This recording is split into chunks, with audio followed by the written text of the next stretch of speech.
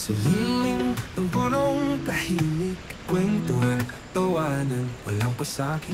Sa isang tagong bahagi ng La Union, may isang spot na halos mga lokal lang ang nakakaalam. Walang signage, walang malinaw na daan, puro bato, buhangin at ilog ang tatawirin bago mo marating. Kinailangan pa naming buhatin ng mga gamit papunta sa kabilang pampang. Pagdating namin, ibang klase, madamo pero mabuhangin. Ilog sa harap, kakahuyan sa likuran. Ramdam mo agad na raw talaga ang lugar. Sobrang init nung una, buti na lang may bago tayong gamit na tumulong sa camp.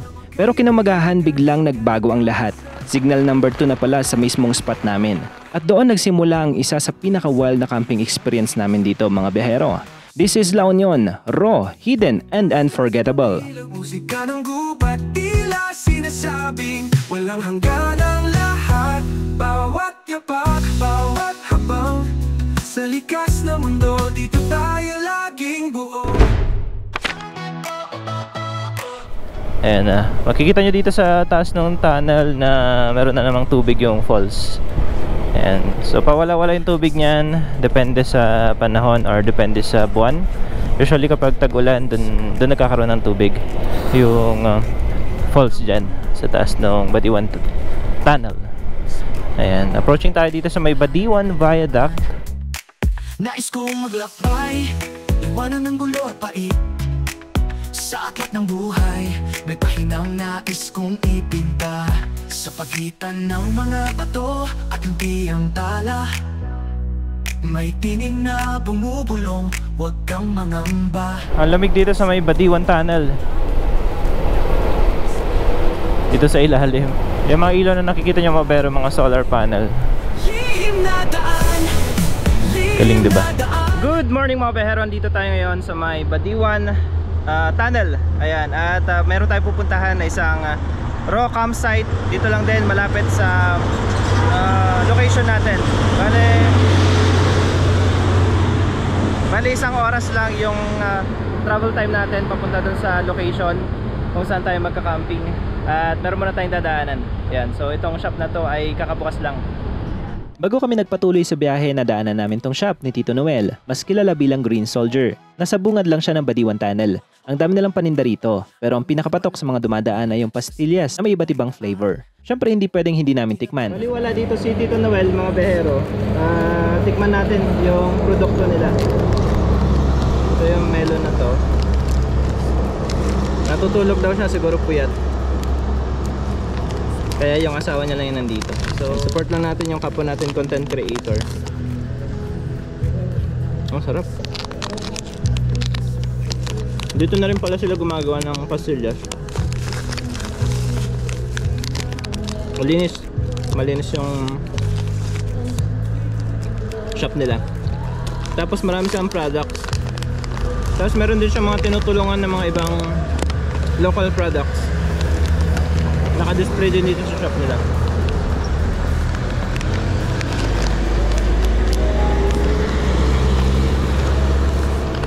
Mushroom.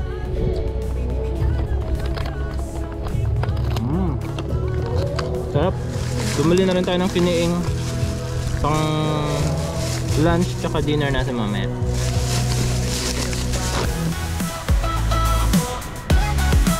Di man madali ang buhay, puno ng pagsubok at luha.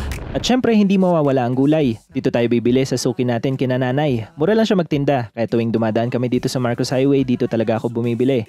Masarap kasi kapag may gulay yung kiniing o smoked meat na binili natin kanina. Lalo na kapag niluto sa camp. Thank you, auntie. Gasot. Thank you, auntie. Solid 100 na yung gulay natin. Yan, kamurang gulay dito. Parang dahon sa hangin, sa kilid ng mapa, doon ako lalakarin. Lihim na daan, doon ko natagpuan ang aking kapayapaan. Sa yakap ng kagubatan, sa simoy ng karagatan, binibigyan ng lakas ang diwang napapal. Isang hiling lang, sana ay maintindihan na ang pag-ibig sa kalikasan ay pag-ibig sa bayan. Yun na yung dumating ang araw, makita ng lahat na ang bawat hininga natin sa mundo ay kapatid. Ang sobrang init mga behero, so buti na lang meron tayong mini fan galing sa Gojo Dock. Ayan, so shoutout sa Gojo Dock, maraming salamat. And ito, so meron tayong magagamit sa mga biyahe natin. Woo! Sarap! Ito nga pala ay mini fan from Gojo Dock. So meron tong 4000 mAh na battery at 3.5 watts power, tapos high speed fan, at ang model nito ay GFS 007 from Gojo Dock. Ganda, sobrang liit lang niya, sobrang compact, at syempre matagal yung battery life nito dahil 4000 mAh. Ayan. So ito nga pala, meron dito yung LED power or indicator, tapos nandyan din yung bilis niya, so pwede mo siyang palit-palitan up until 100. Pero yung malakas yan. Pre, tingnan mo na yung buhok ko, pre. Solid ah. Blower to, pre. Saan galing yan, pre? Gojo Dock, syempre. GFS 001 ng Gojo Dock. Ang lakas o, parang hair dryer. Ayan. So tignan nyo kung gaano kalayo yung abot niya.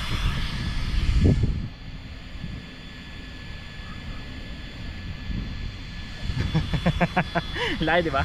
So hindi na tayo mamamblema sa mga biyahe natin kasi meron na tayong mini fan. Mamaya meron pa akong ipapakita sa inyo na isang product. So kung gusto nyo rin ng ganito mga behero, Gojo Dock, GFS 007, nandiyan sa description box yung link.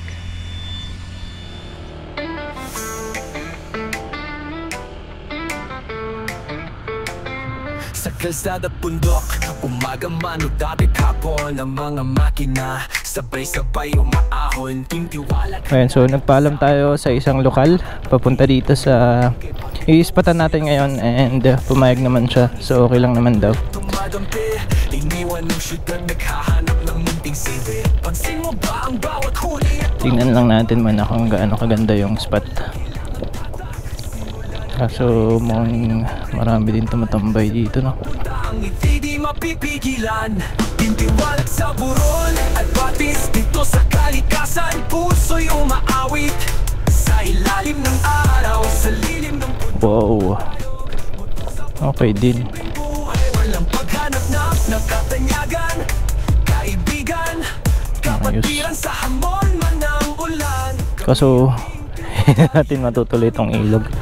Hanggang dito lang pala tayo.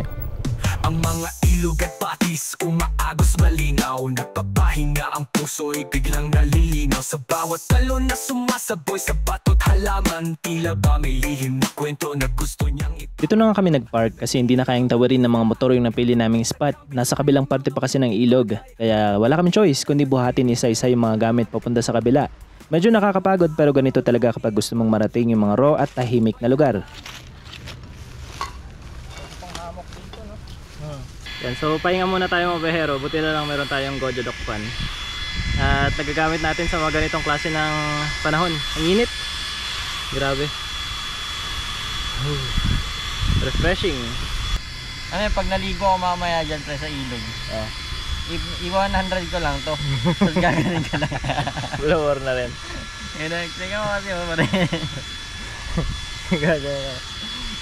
Ganyan ka lang, oh. Papatuyo ka buhok.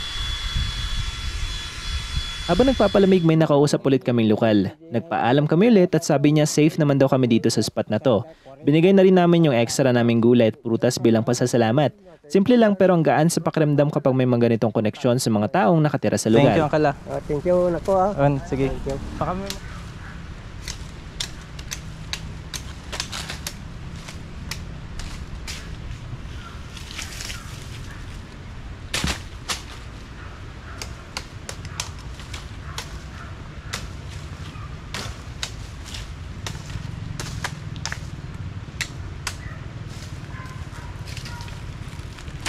Ang daming makahiya mga biyahero. Sa abroad mahal to, binebenta nila per pot. Dito sa Pilipinas damo lang. Ayan.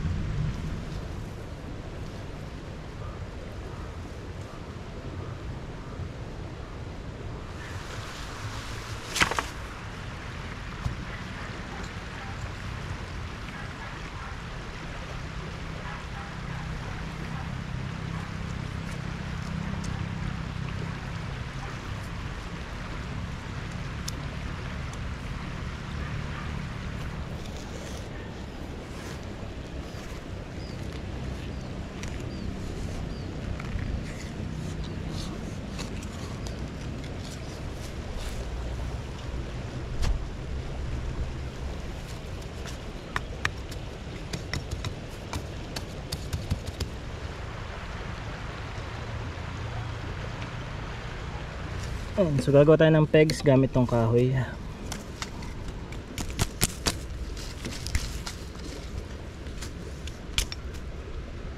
Okay.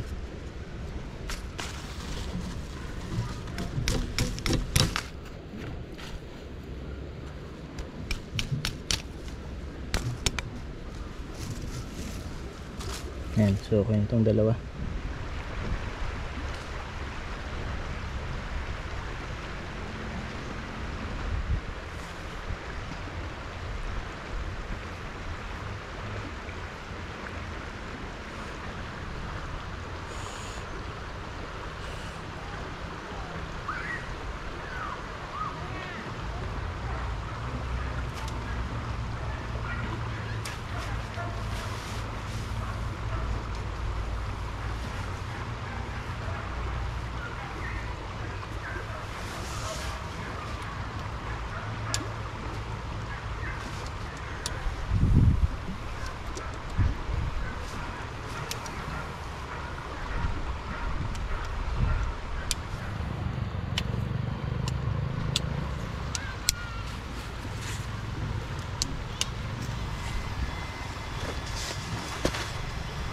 Mga behero, so meron tayong mini portable fan from Gojodoc, at meron pa tayong isa na gamit na kung saan pwede naman natin gamitin kapag nasa loob tayo ng tent.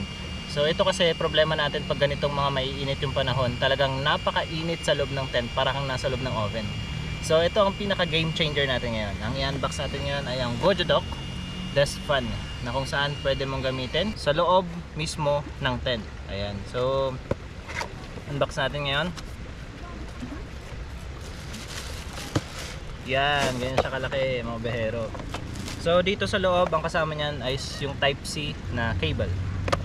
Tapos syempre itong unit natin. Yan. So ganito kalaki yung desk fan. Ayan, so nandito yung mga buttons niya, on off. Tapos volume button, dito mo pwedeng palakasan, pwedeng pahinaan yung fan. At meron siyang screen dito sa harapan. Dito mo ma-monitor kung ilan or gaano kalakas yung hangin. So up to 100 yung hangin yan. Yan, actually number 1 pa lang yan, pero mahangin na siya, malakas na siya. At 4000 mAh battery capacity. Syempre dito mo rin makikita yung percentage ng battery niya. So ganito yung tsura niya pag inikot mo. Ayan. At syempre meron din siyang LED dito. Pwede mo rin yung palit-palitan kung anong gusto mong kulay. Ayan. So hindi na tayo masyadong maiinitan sa loob ng tent kapag nasa lowlands tayo at naka tent tayo. Ayan. At saka dito yung charging port niya mga behero. So Type-C yan. Pati itong ating Gojodoc na portable fan, Type-C din. Ayan. So kung gusto niyo ng mga ganito mga behero, nasa description natin yung link. Sa lilim ng punong tahimik, kwentuhan, tawanan, walang pasakit, hanging sariwa, dalay saya, mga yapak natin sa lupa. May mga locals na dumadaan dito mga behero, tumatawid sila ng ilog, tapos may mga kasama silang aso. So yung mga aso, kasing taas lang nila yung ilog, nilalangin nila yung patawid papunta doon sa kabilang pangpang. Lipang habang buhay na ala-ala, sa ulan o sa araw, magkasama magkaibigan sa kalikasan, walang kapantay na ligaya.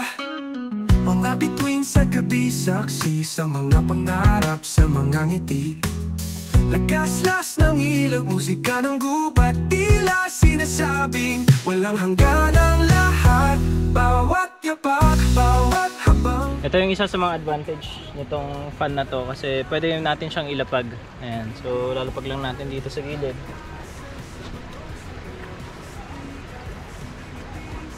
Tapos pwede na tayong matulog. Presko. Sa araw, magkasama magkaibigan sa kalikasan, walang kapantay na ligaya.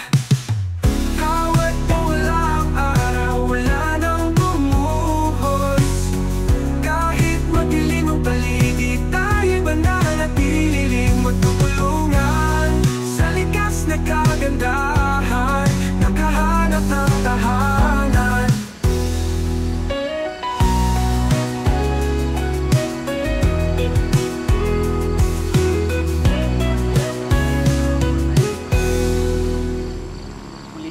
sobrang bilis gumabi dito sa spot mga behero. Parang kanina lang is kakarating lang natin, tapos biglang dumilim agad, nag sunset.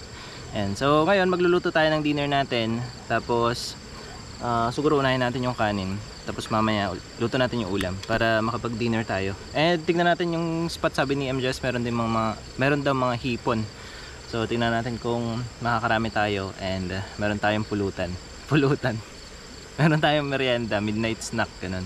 So let's go. Tingnan nga pre, Punyon pre. grabe yung mga niknik dito mga behero. May mga nagliliparan, pero nakapagpahid naman ako kanina ng efficacent oil, tapos meron pa yung deep wood spray, so dinagdagan ko pa nun. At hindi ko lang sure kung kakagat pa rin sila. Tingnan natin malalaman natin mamaya mga behero. Dito na natin hugasan sa ilog itong broccoli.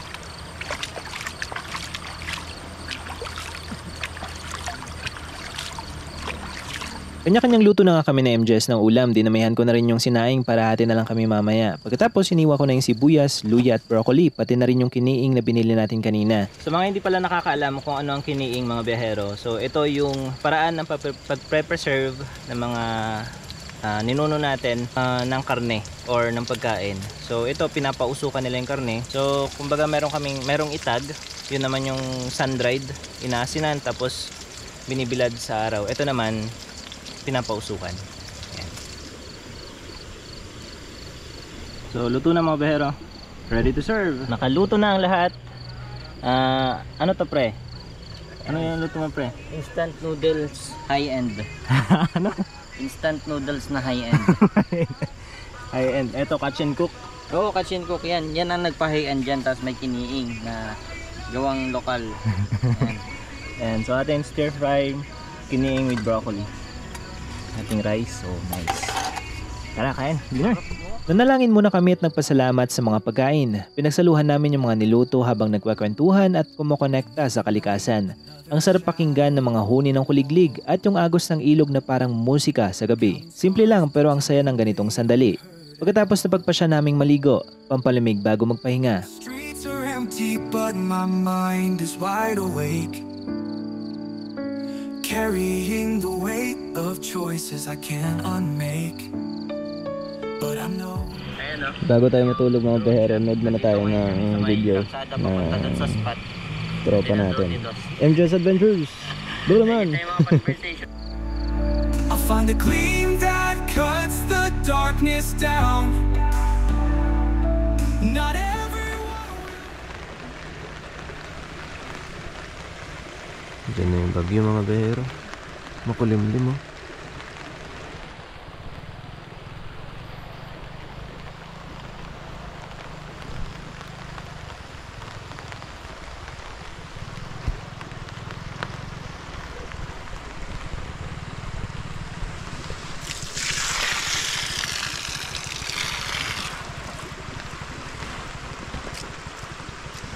Good morning everyone.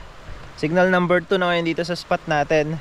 So kailangan nating magpack up ng maaga dahil mahirap na kapag mas lumakas pa yung ulan, baka tumaas yung tubig dito. Pero sabi naman ng mga lokal kahapon na nakausap natin, hindi naman daw gaano tumataas yung tubig. So kahit may bagyo, hindi daw ganun kataas. Ito nga pala Ifugao River. Madali, medyo malawak-lawak or anong tawag dito, mahaba-haba yung ilog na to. Yan o, dito na yung bagyo. Kahapon ang maaraw, ngayon sobrang makulimlim. At number 2 na dito sa La Union, dito sa kinalalagyan natin Tubao, number 2.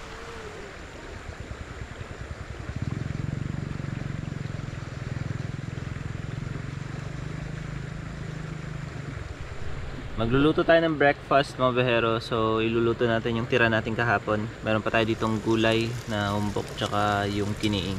So yung kanin din natin okay pa naman, hindi naman masyado nilanggam. So kain tayo ng breakfast. Panginoon, maraming salamat po sa umaga na ito na itinagkaloob niyo sa amin. Maraming salamat po at safe kami na nakarating dito sa spot.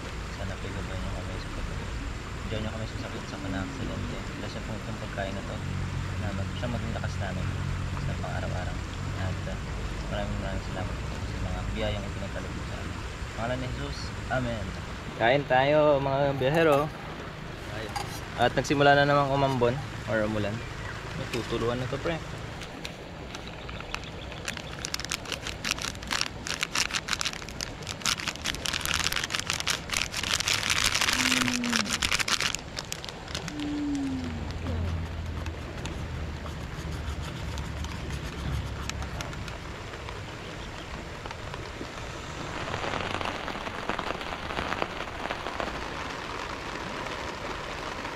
Merap nung dito sa spot natin mga bero, daming langgam. Namaya linisan natin.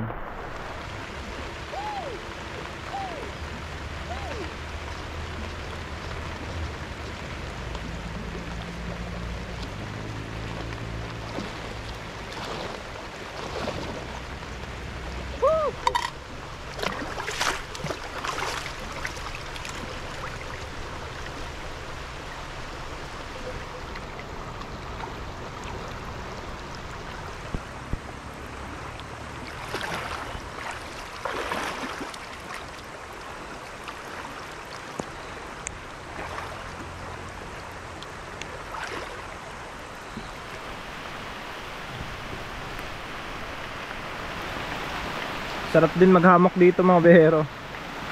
Wala kasi akong nadalang hamok.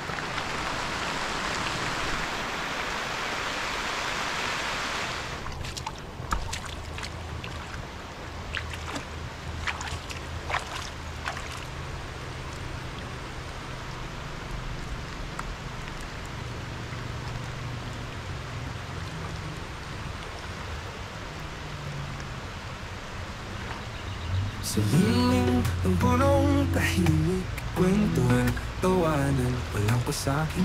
Hanging sariwa, dalay saya, mga yapak natin sa lupa. Alaala, kaibigan, sa kalikasan, sa bundok, sa dalampasigan. Simpleng ngiting, simpleng sandali, panghabang buhay na alaala. Sa magkasama kaibigan sa kalikasan, walang kapantay na ligaya. Ito na yung last nating ipapak, tarp na lang, tapos palis na rin tayo. So yung mga kalat natin, lalagay ko lang sa mga plastic. Kita nyo naman malinis yung lugar, wala tayong iniwan dyan maliban lang sa mga dahon na nandyan. Yan, dapat laging malinis yung spot. Kung ano yung nadatnan nyo, dapat ganun din kapag iniwanan nyo. So hanggang dito na lang din yung adventure natin mga behero. Maraming salamat sa pagsama at see you sa mga susunod nating mga paglalakbay. Again mga behero, God bless and peace out! Sa araw, magkasama kaibigan sa kalikasan.